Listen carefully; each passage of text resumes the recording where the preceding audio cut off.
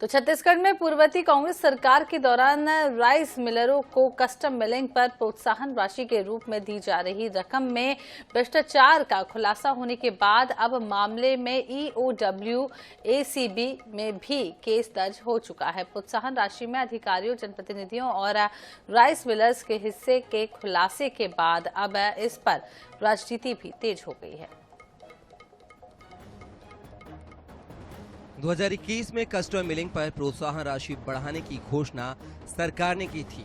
सरकार ने यह दर प्रति क्विंटल 40 रुपए से बढ़ाकर 120 रुपए कर दिया था, जिसमें खुलासा हुआ है कि राइस मिलर्स एसोसिएशन के पदाधिकारी और मार्कफेड के अधिकारी प्रोत्साहन राशि से प्रति क्विंटल की दर से रकम ऐंठ रहे थे।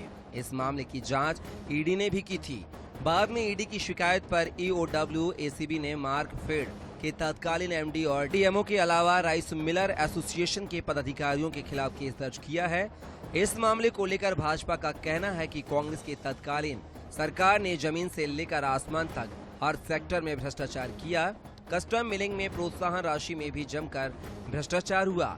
इसकी जांच हो रही है। जो दोषी होंगे उन्हें परिणाम भुगतना होगा। सरकार बदलने के बाद, बीजेपी की सरकार आने के बाद जब जांच चल रही है तो परत दर परत इस तरह के नए नए भ्रष्टाचार सामने आ रहे हैं। आप चाहे शराब की बात करें, चाहे आप कोल की बात करें, या फिर आप डीएमएफ फंड की बात करें, कोई एक ऐसा क्षेत्र नहीं, यहाँ तक कि राजीव मितान क्लब में भी फर्जी तरीके से जिस तरीके से लोगों को पैसा दिया जा रहा, व्यक्तिगत खातों में पैसा दिया जा रहा, एक समिति के नाम से नहीं लेकर व्यक्तिगत खातों में पैसा दिया जा रहा था। और उसी तरीके से कस्टम मिलिंग, सरकार से बातचीत करके दरों को बढ़वाना, बीच का पैसा गायब करना, जिस तरीके से जांच में विषय आए हैं।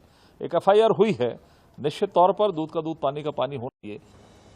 दूसरी ओर इस मामले को लेकर कांग्रेस का कहना है कि कांग्रेस सरकार में रिकॉर्ड धान खरीदी हुई है और कस्टम मिलिंग को प्रोत्साहन देने के लिए सरकार ने राशि में वृद्धि की थी।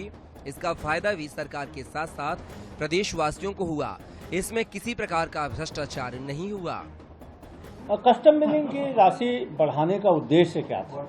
उद्देश्य यह था कि बड़ी संख्या में हमारी सरकार बनने के बाद में जो धान की खरीदी 35 से लेकर 40 लाख मीट्रिक टन की होती थी, हमने शुरुआत किया था 68 लाख मीट्रिक टन से और ले गए थे हम 107 लाख मीट्रिक टन तक। और इस वर्ष भी यदि माना जाए तो हमारी सरकार की तैयारियों के कारण ही 135 लाख मीट्रिक टन के ऊपर धान की खरीदी हुई।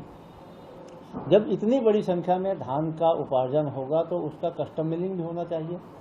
तो बड़ी संख्या में, बड़े मात्रा में सही समय पे कस्टम मिलिंग हो, इसलिए प्रोत्साहन राशि की घोषणा की गई थी और उसका फायदा मिला था।